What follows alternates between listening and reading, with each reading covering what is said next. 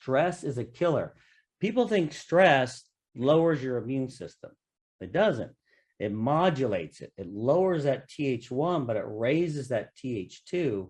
So you get a lot more inflammation with stress, but you can't fight intracellular infections. You can't fight cancer.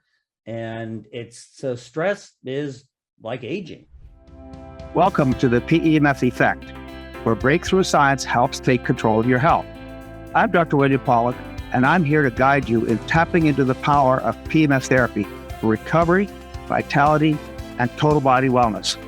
From overcoming chronic pain, optimizing brain health, boosting energy, and aging with strength, this podcast is your path to cutting-edge solutions for lifelong well-being. If you're ready to move beyond symptom management and tap into your body's natural healing ability, you're in the right place. Let's dive in. Today's episode was previously recorded on the Pain Solutions Summit that I hosted. Hi, Dr. Pawluk here. This episode of the PEMF Healing Summit is about PEMFs and peptides. The title is called A Match Made in Heaven for the Treatment of Everything from Severe Illness to Nagging Injuries to Anti-Aging and Rejuvenation. Now there's a title. And I'm not going to tell you who he is because he can do a much better job than I can. So, Kent, if you don't mind, please tell us about yourself. But I think I'm kind of like the standard so-called, we were talking about this alternative, I hate that term, functional medicine, integrative, whatever, is I was a very closed-minded standard physician and started getting very sick through medical school, through residency, and going to the doctors there. And they're like, oh, you're stressed, you're like depressed. I'm like, no, I'm not. I can't function. And oh, here's some antidepressants, which didn't work, of course, was horrible. And I'm like, I don't think I can practice medicine. And so I went into, I figured, okay, what can I maybe do? Because talking to a patient was so exhausting. Like any noise, any just interaction would kill me, and just sweating constantly. And so I went into anesthesia figuring, okay, they're asleep, I can deal with them, right? But I forgot about getting up early, you know? And it's no offense to anesthesiologists, but it's pretty mindless, you know? But so then people were talking about some alternative conferences, and I'm like, oh, I can't let anyone know that I'm going, right? And so I go and I'm like listening, I'm like, this is more evidence-based than the crap they're teaching me in residency, right? And I look at all my hormones, they're like the lowest 3%, lowest 5%. Oh, you're fine, you know, you're fine. Oh yeah, you have no immune system, but it's in the normal range, you know? And so went on basically all the hormones, testosterone and growth hormone. T3 was a savior for me. A little cortisol, like I did a review article, HP axis dysfunction and chronic fatigue syndrome fibromyalgia, and found that 97% of those patients have adrenal dysfunction. The fibromyalgia patients just have it in the hypothalamus, and the chronic fatigue have it in the pituitary, in the pain centers and hypothalamus. But and that's what my big focus was, fixing people with hormones. So I said, I'm getting out of anesthesia. I hate this. And went into family practice, took over a family practice, and immediately converted to cash. And, people think like, oh, greedy. It has nothing to do with that. I could not stand, for the short period of time I took insurance, I'm like, this is crazy. Like I have to see a patient every 8 minutes. I can't say hi in 8 minutes. And just really doing hormone optimization, T3, which is kind of, my passion.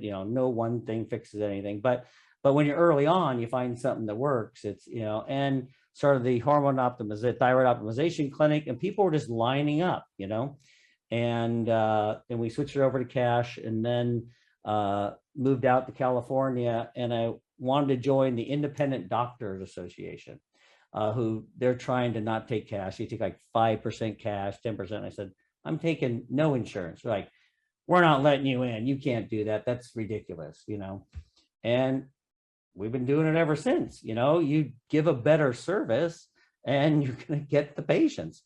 So, so basically I started feeling so much better doing this whole, kind of holistic, fixing my gut, doing a lot of IVs, ozone, again, thyroid, testosterone, just basically kind of doing everything, and felt fine. But then went through a nasty divorce.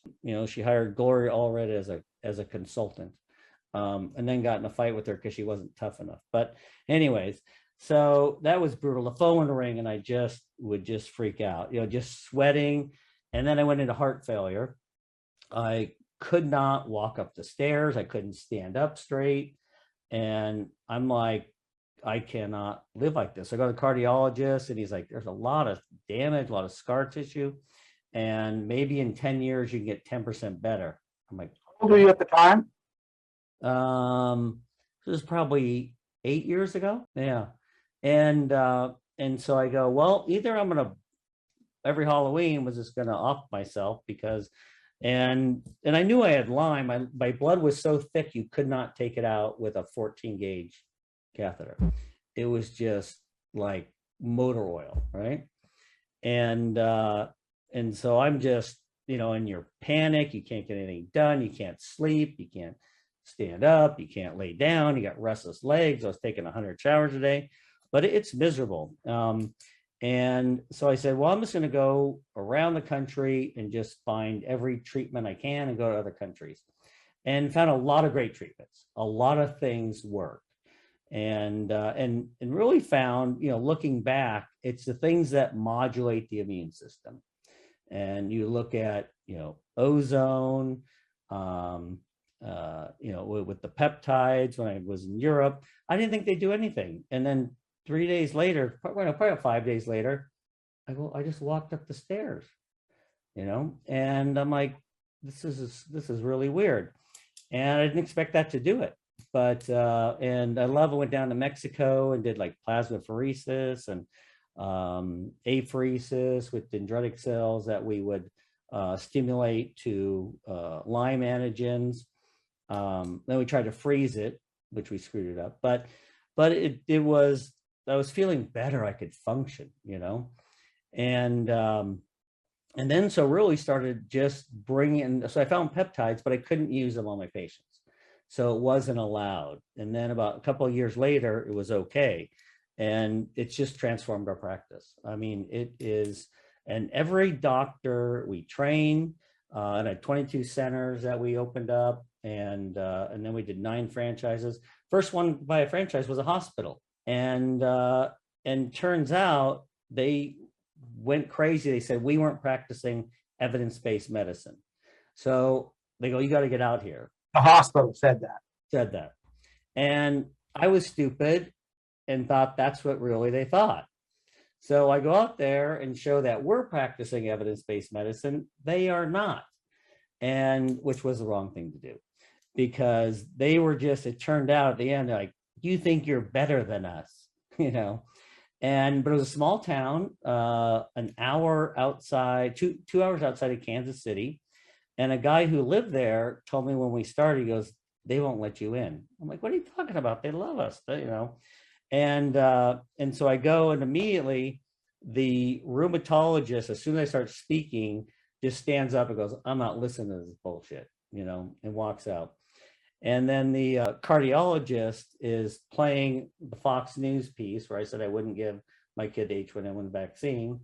And the endocrinologist was so pissed because he got 24 calls about reverse T3, which he didn't believe in, And so they said, you're going to the CEO. He is just gonna, oh my God, he is so pissed.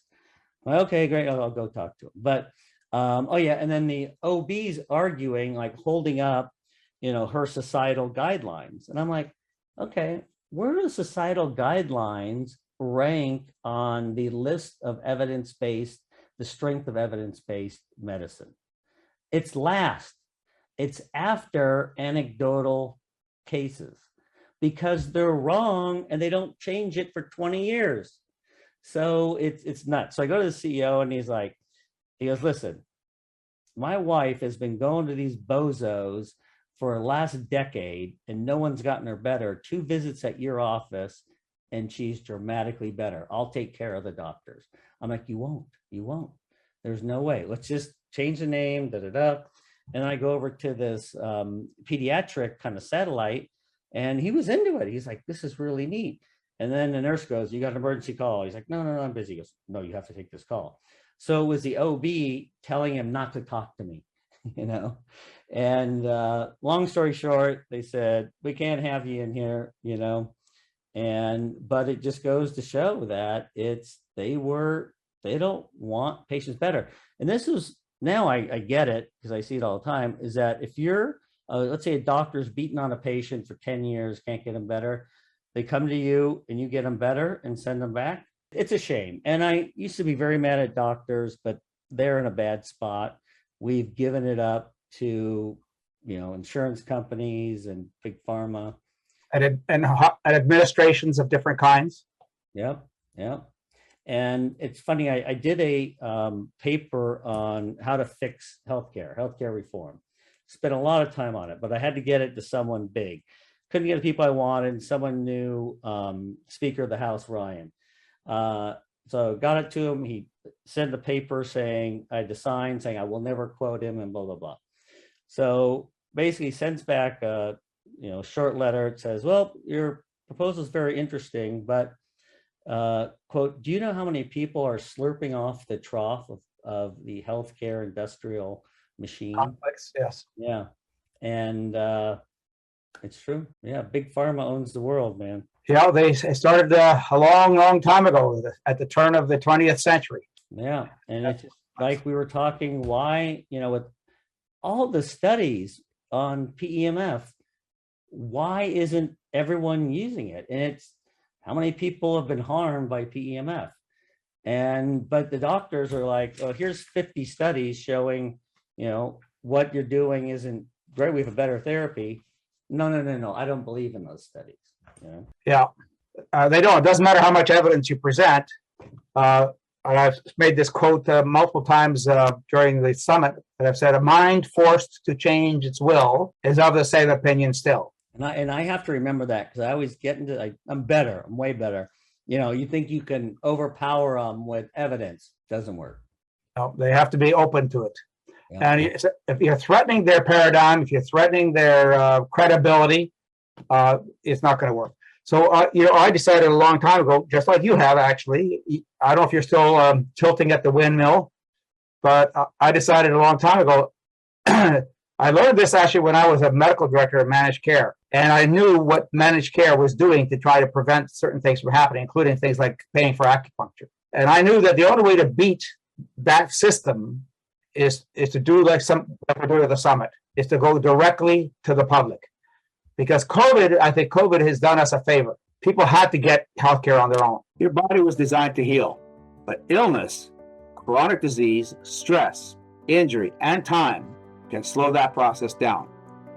What if you could restore your body's natural ability to recover, recharge, and feel its best? The key to healing is giving your body the energy to repair itself. PEMF therapy does exactly that. Recharging your cells, improving circulation, reducing inflammation, and helping you function at your best. For decades, I've studied this technology, worked with hundreds of medical professionals, and helped thousands of people reduce pain, regain energy, and take control of their health. However, not all PEMF devices are created equal. No one size fits all. We offer personalized consultations so you can find the right device for your needs, backed by real science and trusted results. If you're ready for a real solution, let's talk. Schedule a consultation at drpawluk.com. That's PRPAWLUK.com, because real healing starts at the cellular level. Yeah, they realized that standard government, which they put on a pedestal, they got it so wrong. You can't believe how wrong they got it. But there's a reason for it. There's a big reason for it. Yep. So anyway, so you learned through your own journey, right? Through your own journey, that you had to design your own healthcare approach, right? Right. And that's what people have to do. They're starting to realize that, as you're saying. But so many people, and I've learned too, it's like, and so many people are sick, they're stressed out of their mind. Like I have to carry lab slips when I go to a party, you know? And what I found is that I don't even push it. They have to beg, they have to go do something, act, because 90% of them won't do anything. My doctors, like, well, they're talking to me like, oh, I'm so sick, this. I'm like, well, I think this is, my doctor says I don't have that. Well, how's that working for you?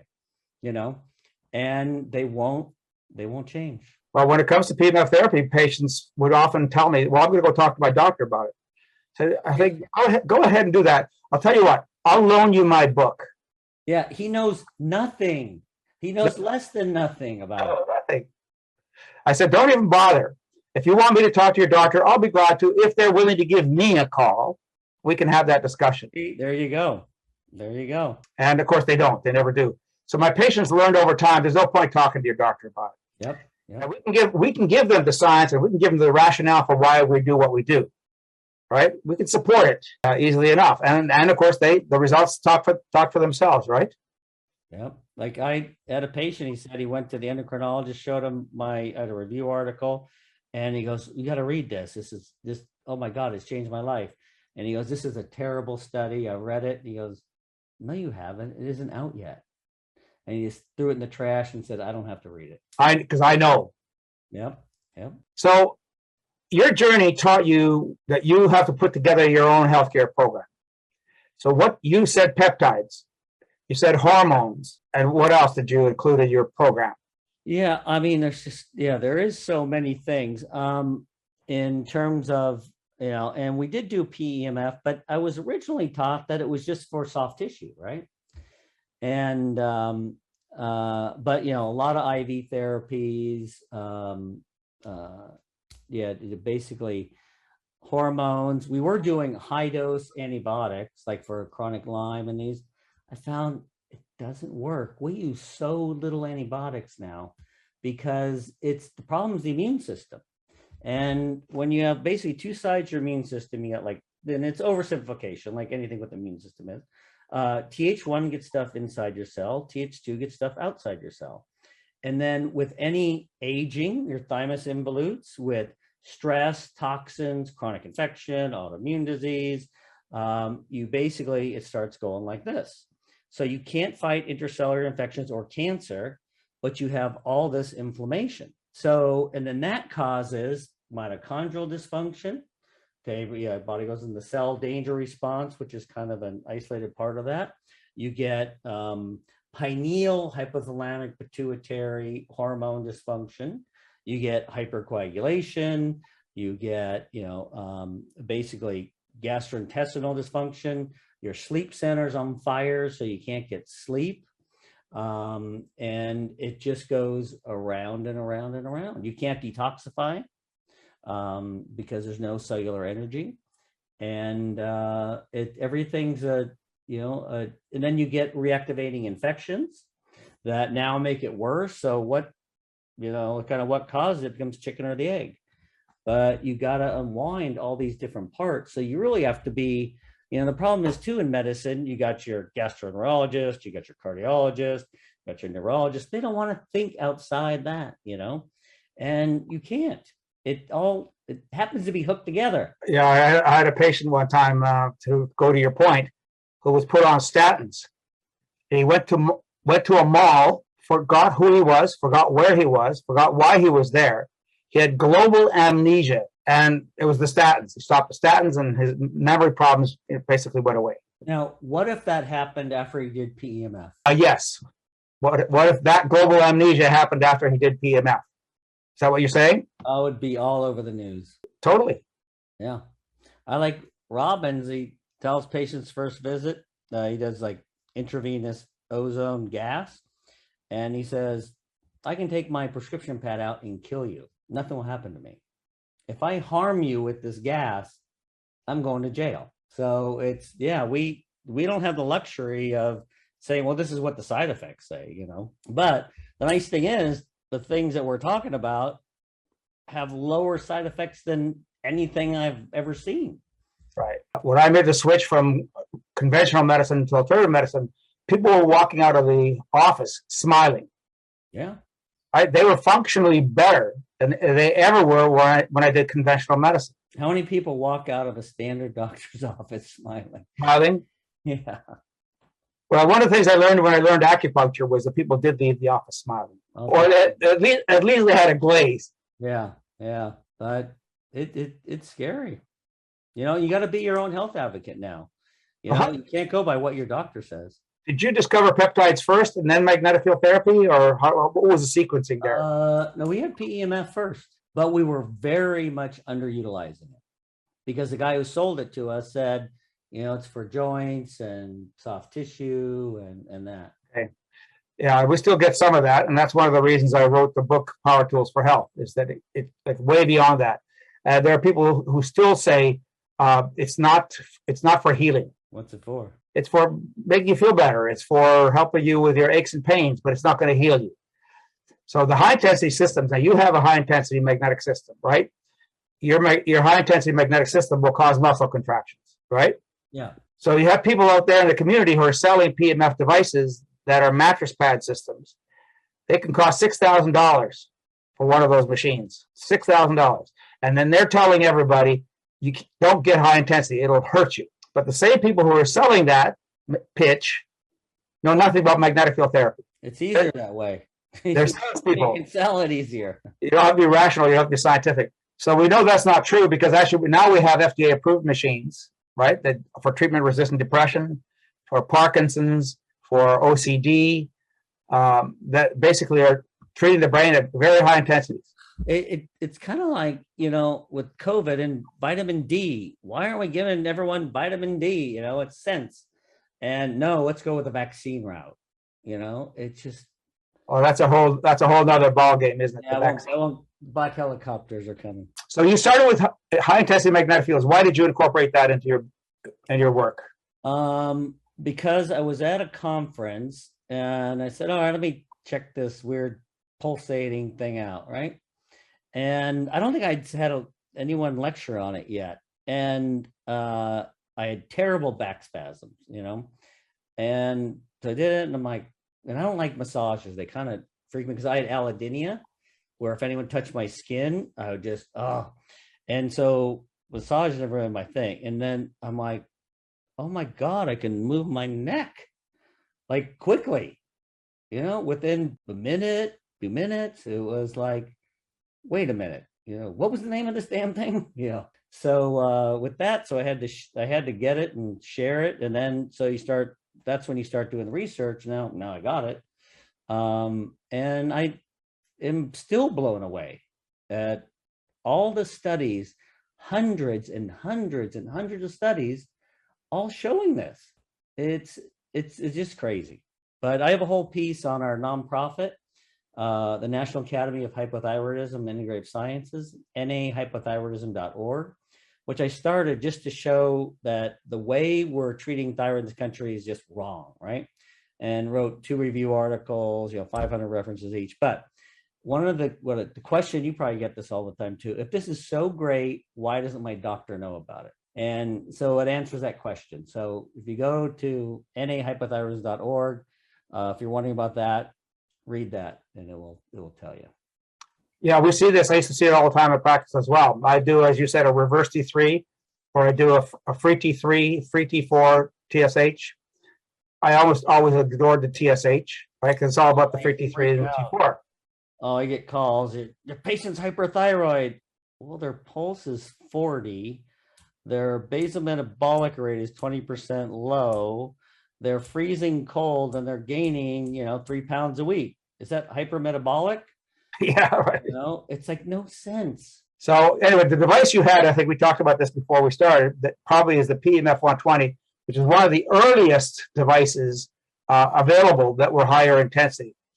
The history behind that is the guy that developed it built the first wind farm in North America. Really? In California, first wind farm. And he was approached by somebody who imported a device from Greece called the PAPIMI, which is basically a horrible machine. And people were importing it into the US and doing studies on it, and they actually had IRB, an Institutional Review Board, approval from the FDA. Unfortunately, the doctors are too gung-ho, and they started making outrageous claims that were publicly visible about curing cancer. All of a sudden, the FDA swooped in and collected all the machines, confiscated the machines. They protect their turf, man. So the guy that brought them into the US from Greece went to this guy that had the wind farm, who is a physicist, and said, can you duplicate this machine or improve on it? Which he did. He actually improved on it dramatically, huge improvement. And that's the beginning of a whole series of machines that he's developed at high intensity. I did not know that. That's cool. And of course, people are wiser now. They don't make those kinds of outrageous claims. And having be part of an IRB is a two-edged sword, and it cuts bad both ways. Yeah. Now, but if you're doing it during if you're using it during the course of your treatment, you technically don't need an IRB. But well, actually, as an MD, as a physician, you can do whatever you want in your practice. You just can't do it across state borders because of the FTC. And within your practice, as long as you tell people there's an alternative therapy that's not supported by science in the community in general, which is also not right. Some people don't know about it, but fortunately, as you said before, it's extraordinarily safe. Even not used properly, but used properly, it's amazingly safe. Yeah, even if someone was just nuts, I don't see how they could harm them. Like, would they hold it there and their heads fall? I mean, it's just like, oh, a stove's so dangerous. Well, I think they'll move their hand if they, touch it. Well, there are contraindications, clearly. One of the most important contraindications is implanted electronics. But these days, those implanted electronics are actually MR conditionals. So even with those, we are less concerned. And you could do up to 15,000 Gauss basically without having to worry about it. But there is one contraindication that I follow, and that is that you shouldn't be messing around with organ transplants. Yeah, and the problem is too, there's some things I don't treat, not because I think it will harm it, but if something happens and they have a lot of stuff happens, they're going to blame that, and their doctors are going to blame it. Yeah, I totally agree. So what things would you not treat? And I say that after I just said it, I'm like, I end up doing it usually. But you have the right patient, right? That, a educated patient is your best friend, because when they go home, okay, they're feeling great and they're all happy. Then their husband says, oh, this is quackery. And the neighbors say it. Then their doctor says it. And they're feeling great. Now they're pissed. Look what this guy did to me. And you don't have a chance to refute it. So that's one thing we spend a lot of time educating patients, it sounds like you do, because they're your best friend. People who don't know are going to get swayed and say it's voodoo, throwing a chicken around the air, whatever, So, yeah, and that's what we find, with the peptides. And they're like, oh, they're so great. Why is everyone using them? Well, we're trying to get everyone to use them, but peptides are complicated. In many ways, more complicated than PEMFs. Yeah, definitely. Yeah. And California banned them basically, which is crazy. And now they're banning glutathione and vitamin C. California? Yeah. And like thymosin alpha 1 was shown to be number of studies showing so it boosts thymus, the thymic peptide. So as you get older, your thymus involutes. And that basically causes your immune system to age, basically. And also, if you have like a constant stimulus, whether it's environmental, chronic infection, cancer, the T cells all shut down. So they get T cell exhaustion. And this is just really low. So we can really judge how sick a patient is, correlates with their symptoms, how old they are, what kind of health they are, just looking at that balance of that immune system. And we found fixing that just fixes so many things. The hormones go back, the mitochondria are a little more difficult, because if they're like senescent, I don't want to get too into the weeds here, but you have to kill those cells, which people, oh my gosh, I don't know. But no, your body's killing bad cells all the time. The problem is this immune system's so low, it can't do its job and kill these bad cells, which then, so instead of, let's say you got them in the heart, they're not heart cells that are pumping, they're basically sitting there pumping out all this oxidation. And then they recruit other cells. And if you just getting, and this is, I think, going to be the biggest breakthrough in, anti-aging or whatever you want to call it, but just getting rid of those senescent cells selectively, it reverses diabetes, heart failure, the neurodegenerative diseases. And the thing is, so if, let's say, you boost the mitochondria, which a lot of things do, but now you're boosting the mitochondria that are just pumping out inflammation, you're not doing a good thing. And you're wondering, why is this patient feeling terrible, And so it's timing is key. Timing is key. Yeah. And you look at, what is, even the CDC states that 80% of people, of age people, whatever that is, have at least one disease that is due to the involution of the thymus. So why wouldn't you just give everyone thymic peptides? It's like replacing the thymus, and fix the immune system, and heart disease will go down, cancer, infections, name it. It just boggles my mind. Everyone's like, well, you give everyone that. Like, yeah, you should. Oh, who doesn't need it? Yeah. If you're older than 24, who doesn't need it? Yeah. And they're like, well, it's normal to be low. Well, it's normal to get cancer too. Are you not going to treat it? Well, actually, you could argue, quite frankly, that it's not normal to be 45 or 50. Yeah. Yeah. And people are getting sicker, younger. We're living longer, but you're stuck in a nursing home and demented and in and out of the hospital, congestive heart failure. Who wants to live like that? And I think, like we were talking before we recorded, that stress is a killer. People think stress lowers your immune system. It doesn't. It modulates it. It lowers that Th1, but it raises that Th2. So you get a lot more inflammation with stress, but you can't fight intracellular infections. You can't fight cancer. And so stress is like aging. And what helps stress? Yeah, it's like, hey, stop being stressed. Right.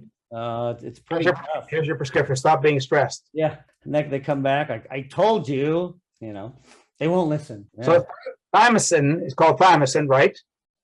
Is an injectable, or how is it delivered? Yeah, it depends on so thymosin alpha 1. It was approved as an orphan drug in the US, proven 37 countries for cancer and hepatitis. So what it does is raise that Th1, right? So kills cancer, kills infections. The problem was people were using it for COVID, and it was working, and it was safe and effective. So they made sure you can't get it. It's crazy. So, but there's a lot of different thymic peptides. So we have integrative peptides. I was the founder of. I've kind of pushed off some trying to do clinical trials, but another dumb thing for all my sins, right? But the fragment is actually much more potent than the whole molecule, and it lowers also human transforming growth factor beta, which causes fibrosis and tons of inflammation. And so it specifically will attack that. So we're finding too, and we're starting to get what we call bioregulators. They're just bipeptides. So 2 amino acids stuck together, and they can have huge effects, and we used to think kind of hormones kind of controlled everything, but the peptides are another layer that fine tune everything. Or for instance, with this was a rat study, but they had 135 rats, all menopausal. They gave them epitalin, which is pineal hormone, pineal peptide, and all of them started menstruating, and 35% had live births. And they were aged? Yeah, they're all menopausal. Menopausal. Yeah. So what do you advise your perimenopausal women? Yeah, well, it's interesting. Somewhere I don't have a period, but if and also you look at huge, I think probably the most anti-aging is by epitalon, especially when you combine it with a thymic peptide. They had a 15-year study of people over the age 65 with significant cardiovascular disease, and they followed them, and they only gave them like 6 doses. Of And they what? what did they give them? Oh, they gave them epitalon, which is pineal peptide. So another one is pinealian, and a thymosin. And they actually use thymulin, which is it's a little more anti-inflammatory, but they all are similar, but have differences. And they just followed them for 15 years, and they found the people who got that combination, their cardiovascular function got better. They had less infection, they had less cancer, and they lived significantly longer. And they've had studies, they can't find a toxic dose. They gave them 1,000 times the dose IV, nothing. Try that with water, you're dead, you know. But so if you want to do, you know, we have all these things for anti-aging. I'm like, I don't eat right, I'll just take a shot. People have a problem sleeping. I've had, because it turns out that I had Lyme, Babesia, Bartonella growing up. You know, my arm would stop working. One pupil was always bigger than the other. And I was out and all of a sudden my girlfriend's kids said, "Your eye is so cool." Wow, I'm like, what are you talking about? I go in, my pupil's just blown, right? And I'm like, I gotta go to the hospital. So usually it's, you know, it's a bleed or it's usually a clot. So I go in and I'm giving them studies saying, can you get me this? Can you give me even just progesterone, protect my brain? And they're like, oh, we'll take the studies. They're like, will you give it to me? No, you know, so I'm calling people and they're sneaking peptides in, which works great for traumatic brain injury, protecting brain, all those things. And everything came out negative. But I had forgotten that I had started antibiotics a week before. So it was kind of my Herxheimer, you know? And so it's been a weird ride. I thought at maybe one point I'd be happy that I got sick, but I would never wish, when I always say Lyme, it's always something else. Like, and I had Bartonella, which my vessels were so big, they were like pipes. And I remember some kid saying, "Oh, Daddy, what's wrong with that guy?" You know? And so I got him sclerosed, but then I got rid of Bartonella. Now I have no veins. But Babesia is the nastiest one, I think, and it really suppresses your immune system, and it's hard to get. I remember we had one lady who had terrible Babesia. We used to have at the time, we did live cell, so we could look at them, and we had immunofluorescing antibodies, which were very specific, so you could tell. I have never seen more bugs ever, and so we put her on, you know, quadruple anti-malaria, anti-Babesia, checked her 3 months later, there's more. You know, it's like they ate it for dinner, but because she had no immune system. And we're finding we you know, because so many docs, it's let's just keep rotating antibiotics, okay, 5 years, 7 years, and you wonder why the studies are mixed, right? And plus you really don't know what you're treating, because yeah, they may have Lyme, but they could have, you know, 20 different things that we can't test for. But we see the picture, and it's interesting. Everybody has EBV. Yeah, and so what you find is that will be positive because the Lyme or Babesia have suppressed the Th1. Now those come back out, and now the doctors think it's the viruses, but it becomes chicken or the egg, because those also suppress the immune system. So yeah, it becomes, everything in medicine is a vicious cycle. How do you incorporate PEMF in your practice with everything else you're doing? It's probably isn't good for doctors to say how you make money. I'm not good at making money. I give too many things away. My accounting tries not to let me see patients, but it's free reign. You can use it as much as you want. So you don't have an order that you use things? Yeah, they'll just say, look, you can do that. I suggest you do this much, come in every day. And we find that works, like depression. I was very surprised. Anxiety, of course, anything healing. We treat vets for free. And we just had a guy with post-traumatic stress, and he had a rod in his leg and terrible pain, and no more pain. We have ALS patients come in wheelchairs. They're jogging. They go back to the neurologist. They're like, oh, must have been a misdiagnosis. Well, 3 of you have misdiagnosed it then, and they won't. Do they ask what you do? No. But there is a med, Riluzole, which is for ALS, but doesn't work. But I like it for anxiety. It works for anxiety. It blocks GABA in the brain. But so we were thinking of doing actually ALS, because I didn't realize it was an orphan drug, an orphan illness, a rare illness. So that may be one of the ones we do. But what were you doing for the ALS patients? Yeah, it came down to get rid of the inflammation, immune modulation. And they always have an infection. It's usually the triad is infection, stress, especially emotional stress, and which goes against people because, like, it's a mom who, let's say their husband died, and that's when everything happens. But the emotional stress really sets everything off. And then some sort of environmental toxin, which most people have. And then there's a tipping point, and because once you suppress it, now other infections come out. And it's kind of like now we're seeing monkeypox, which no one got. Your immune system, everyone's immune system shot. And I shouldn't talk more about the damn vaccines, but the more you're vaccinated, the more likely you're going to get COVID.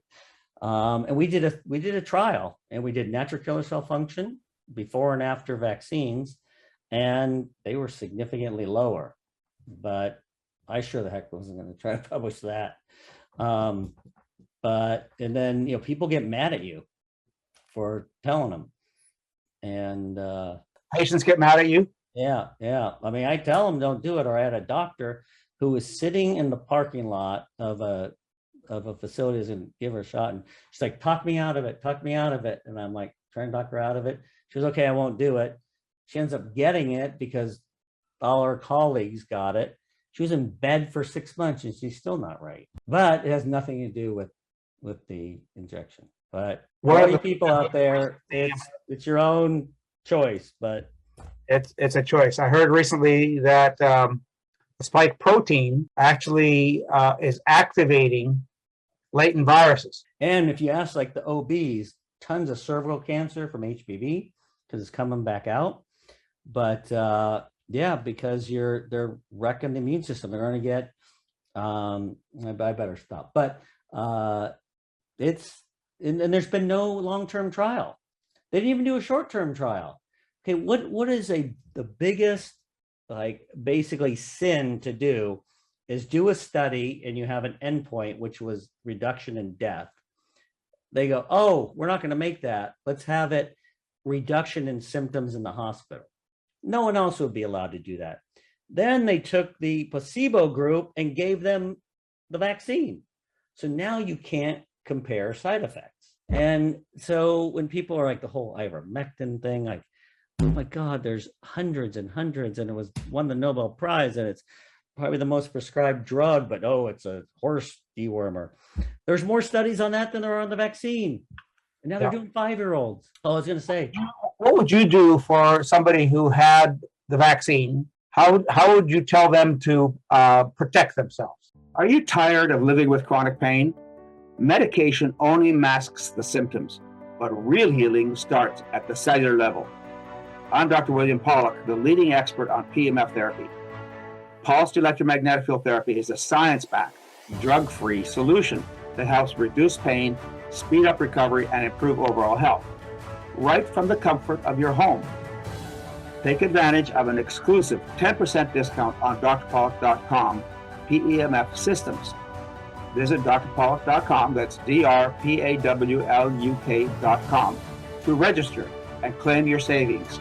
This limited time offer is available only to registered listeners. Don't miss your chance to experience the benefits. Terms and conditions do apply. Don't just manage pain, transform your health. Visit drpawluk.com today and let's get started on your healing journey together. So many people, like, they don't say anything, but if you ask them, they still have brain fog, they don't feel right after the vaccine, because the studies where it was first, it incorporates in the DNA. That's impossible. Well, studies show that it can. And who knows, when does it turn off? But the spike protein is the poison, So you want to do thing really we find is modulate the immune system. And it's interesting, like we do huge panels. I'm a fan of huge panels initially, so you know what's going on. An autistic kid looks just about the same as a Lyme patient. It's the immune system. So we first fix the immune system, then we'll do things to block the spike protein that's hanging around, and there's pieces of the spike protein from binding.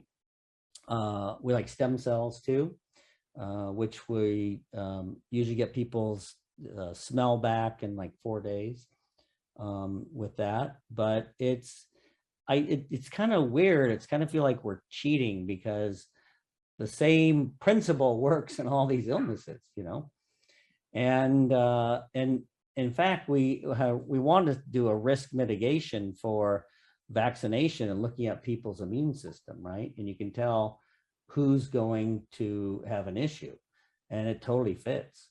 And older, less healthy, diabetics, autoimmune, their immune system's already like this. So now just gonna go like that.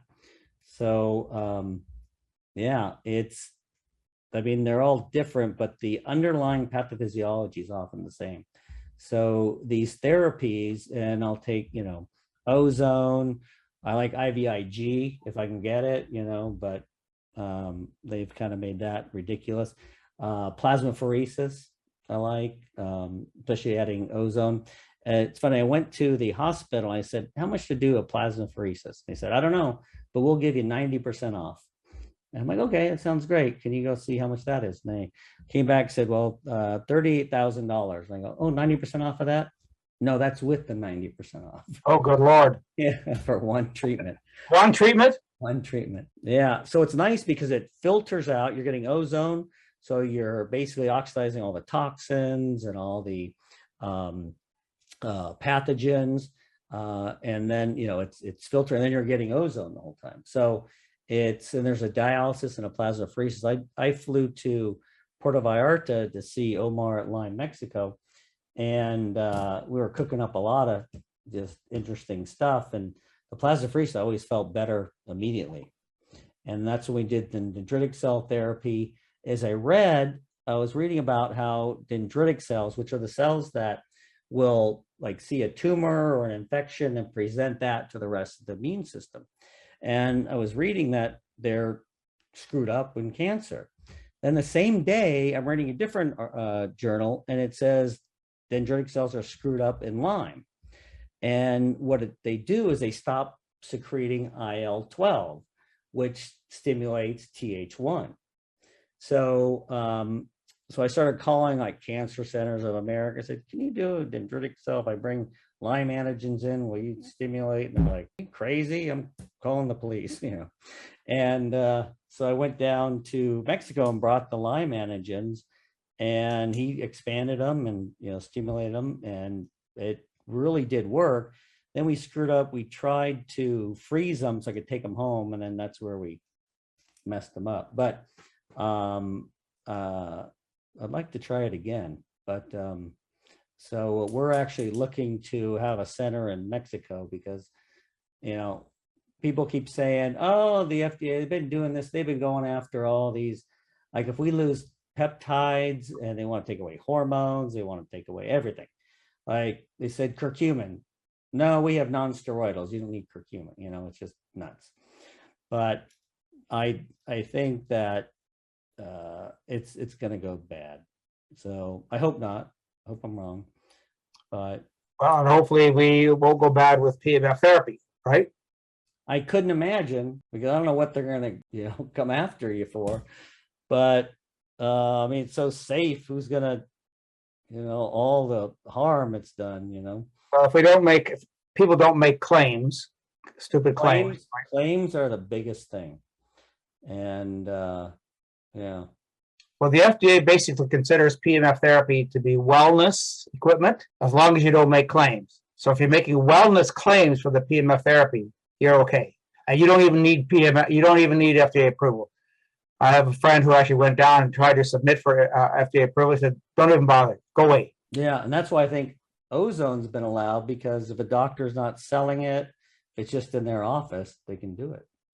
Your license does allow you to do that. Any last words you want to say about PEMF, integrating PEMF therapy with everything you're doing? God, it's just, the problem is with peptides, go through each peptide. I don't think it's going to help anyone, but they have peptides, they control very specific parts of the body.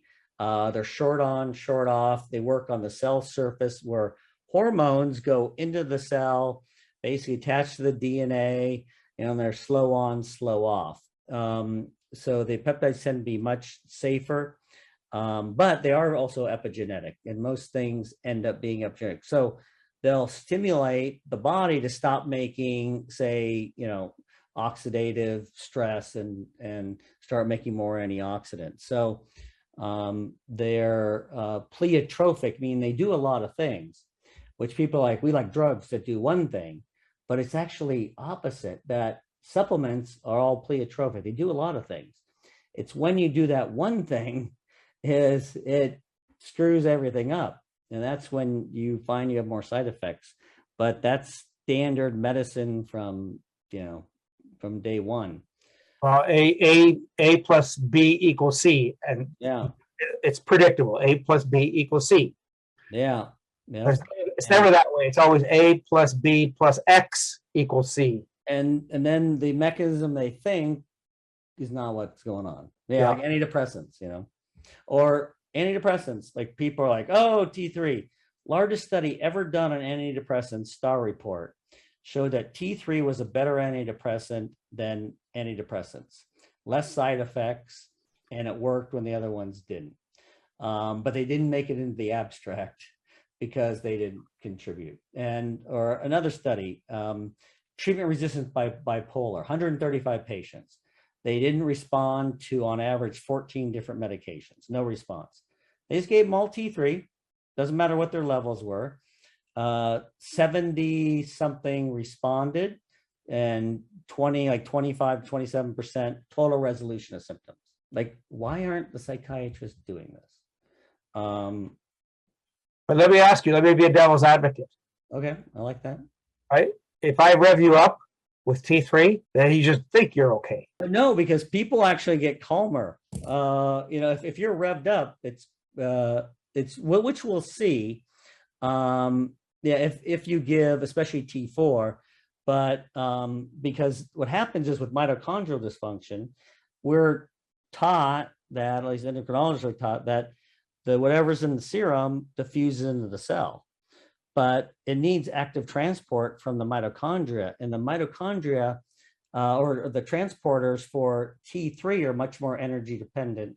Of T4 are much more energy dependent than T3. So that's why T3 works. There's no one thing, there's something works for everyone, but nothing, works for everyone. And so, I mean, I love it. I love heparin. I find so many people are hypercoagulable. What else do I love? Again, we're really immune modulation, and we're coming out because they got rid of thymosin alpha 1. So we did some studies with metabolomics, and we found 2 very short thymic peptides that actually were more potent. So those should be out in a couple weeks. But out by whom? Where would somebody get that? Yeah, with integrative peptides, thymogen alpha 1, and it's bipeptide and thymogen, which is a tripeptide. So they orally active, and then we're doing mouth sprays. So we're gonna have a lot of unique delivery systems. And For instance, KPV, which is the terminal fragment of alpha melanocyte stimulating hormone, which a lot of doctors would give for Lyme because it's hugely anti-inflammatory. The problem is you turn tan, which you think is great, but if you're older, you get blotchy. And I did it, and I'm ADD. I'm like, this isn't working. I went higher. Oh my gosh, I was so done. I looked like some weird painted person. But and it is, we've been out with supply chain stuff, and it just knocks inflammation down like crazy, and you don't get any of the tanning. So you do that. BPC is like the go-to for heals gut, heals really anything, traumatic brain injury, and then you basically add a thymosin in there, cerebrolysin. So it's been approved for 38 years for dementia. It's porcine brain peptides. And again, they banned that because too many people were using it. Was safe and effective. But we have it. This is licensed from the manufacturer, and we have a great testimonial. This person had traumatic brain injury for, it was like 10 years. And after 2 days, she's like, I'm a new person, you know? That's cerebrolysin. Yeah, it's called CerebroPep. Yeah. Like, okay, go do it every day. And I found it makes such a difference but people tend not to, it's like too easy. It's easy to do. It's easy not to do. But if you get them to do it, it makes everything work better. Do it more often did make a big leap, you know, and in the benefit, and whatever they were doing, it just made it so much better. What I recommend is that people write a contract. The patients have to write a contract, because what happens is life intervenes. Yes. If you lay money down and you write a contract for 5 visits or 10 visits, you're going to go back. And the timing becomes really important to do it in the right sequencing, because then you lose the benefit, you lose the momentum, right? The cumulative benefits that you get if you're breaking up the treatment plan. So commit to a program, and then people will get better results. I think that's smart. Is there inexpensive home model? So I recommend that people get my book, Supercharge Your Health with PEMF Therapy. In the book, I talk about the different kinds of magnetic systems for different kinds of problems. No one size fits all. And I do believe that you can go into a practitioner's office with the right piece of equipment and get benefit in that office. But if you have a chronic condition, which we've been talking about, chronic immune condition, you're going to need chronic help. So you should do something for yourself that you can combine with whatever you're doing at a doctor's office. May not be the most powerful, but you're getting, treatment. On a regular basis. And drpawluk.com has those devices. And I offer consultations to people to get the best piece of equipment for their home use. That's worth your money instead of buying the wrong thing. It is, because people do pay $6,000 for a 1-dose machine, and they're getting very little value from it. Thanks again for your time today. Thank you. I always really enjoy speaking with you and learning, and I just love it. I'm a sponge whenever you say anything. Thanks for joining me on the PEMF Effect. I hope today's conversation gave you new tools, insights, and inspiration to take control of your health. If you enjoyed this episode, don't forget to subscribe, leave a review, and share it with someone who could benefit from PEMF therapy and holistic healing. Your body has the power to repair, recover, and thrive. Sometimes it just needs the right charge. Until next time, stay curious, stay proactive, and keep powering up to better health.